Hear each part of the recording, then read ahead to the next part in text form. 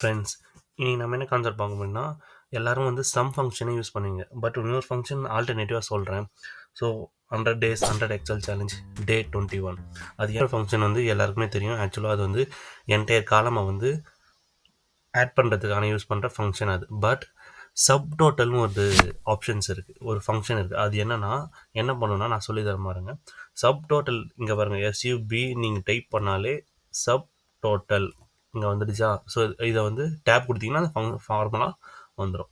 So once இங்கே பாருங்கள், உங்களுக்கு என்ன வேணுமோ ஆட்டோமேட்டிக்காக நீங்கள் சம் பண்ணும்போது நீங்கள் இண்டிவிஜுவலாக சம் மட்டும் தான் பண்ண முடியும். பட் ஆவரேஜ் இந்த சப் டோட்டலில் average, count, minimum, maximum, look இங்கே பாருங்கள் எல்லாமே பண்ணலாம்.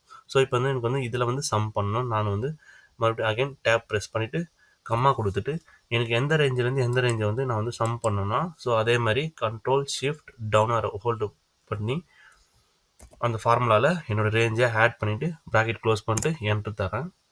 ஸோ கொடுத்தோடனே இங்கே பாருங்கள் எனக்கு எவ்வளோ டோட்டல் அமௌண்ட்டுன்றது இங்கே வந்துடும்.